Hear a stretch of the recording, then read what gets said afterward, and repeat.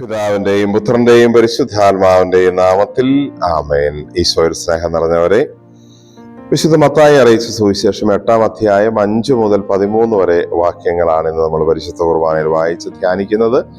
ഇന്ന് ഉയർപ്പിന്റെ 2-ാമത്തെ ആഴ്ചയിലെ ചൊവ്വാഴ്ച ദിവസമാണല്ലോ.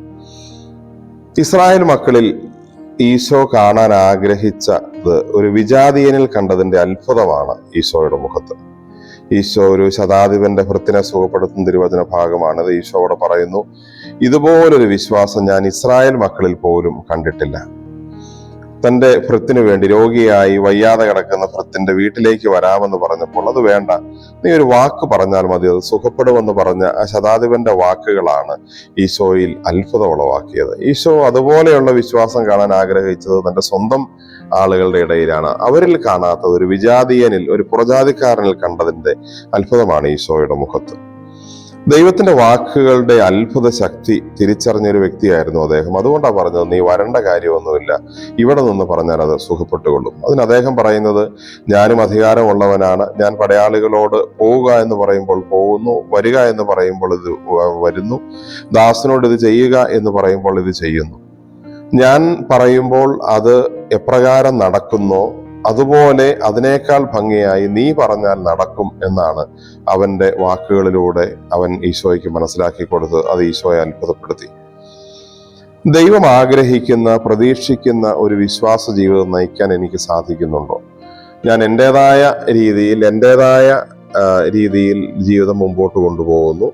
എന്നാൽ ദൈവം ആഗ്രഹിക്കുന്ന തരത്തിൽ, ഇസ്രായേലിൽ ഈശോ കാണാൻ ആഗ്രഹിച്ചു എന്ന് പറയുന്ന രീതിയിൽ എന്നിൽ ഈശോ കാണാൻ ആഗ്രഹിക്കുന്ന തലത്തിൽ ഉള്ള ഒരു വിശ്വാസം, ഒരു ആത്മീയ ജീവിതം നയിക്കാൻ എനിക്ക് പറ്റുന്നുണ്ടോ?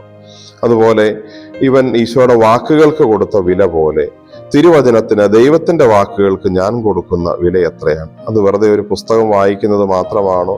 അതെയോ എന്തിനും ശക്തിയുള്ള ദൈവത്തിന്റെ വചനമാണ് ഞാൻ വായിക്കുന്നതെന്ന ബോധ്യം അത് വായിക്കുമ്പോൾ എനിക്കുണ്ടോ?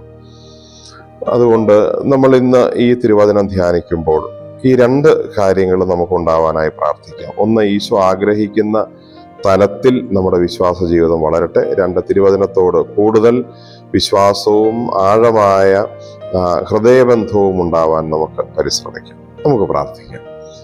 കർത്താവായ ഈശോയെ, ഞങ്ങൾ അങ്ങേ ആരാധിക്കുന്നു, സ്തുതിക്കുന്നു, നന്ദി പറയുന്നു. ഈ ശതാധിപന്റേതുപോലെയുള്ള ആഴമായ വിശ്വാസം ഞങ്ങൾക്ക് നൽകണമേ. അങ്ങയുടെ വാക്കുകളുടെ അത്ഭുത ശക്തി വിശ്വസിക്കുവാനും അങ്ങയുടെ വാക്കുകൾ കൊണ്ട് ഞങ്ങളുടെ ജീവിതത്തിലും എന്ത് അത്ഭുതം നടക്കുവാനും സാധിക്കുമെന്ന് വിശ്വസിക്കാൻ ഞങ്ങളുടെ ഹൃദയങ്ങളെ ഒരുക്കണമേ. അങ്ങ് ആഗ്രഹിക്കുന്ന തലത്തിൽ, അങ്ങ് ഞങ്ങളിൽ കാണാൻ ആഗ്രഹിക്കുന്ന വിശ്വാസത്തിനനുസരിച്ച് ഞങ്ങളുടെ വിശ്വാസ ജീവിതം വളർത്തിയെടുക്കുവാൻ ഞങ്ങളെ സഹായിക്കുകയും ചെയ്യണമേ. നമ്മുടെ കർത്താവ് ഈശോ മിശിഹായുടെ കൃപയും പിതാവായ ദൈവത്തിന്റെ സ്നേഹവും പരിശുദ്ധാത്മാവിന്റെ സഹവാസവും നാം എല്ലാവരോടും നമ്മുടെ ഈ ദിവസത്തോടും കൂടെ ഉണ്ടായിരിക്കട്ടെ, ഇപ്പോഴും എപ്പോഴും എന്നേക്കും. ആമേൻ. ഈശോ മിശിഹായ്ക്ക് സ്തുതിയായിരിക്കട്ടെ.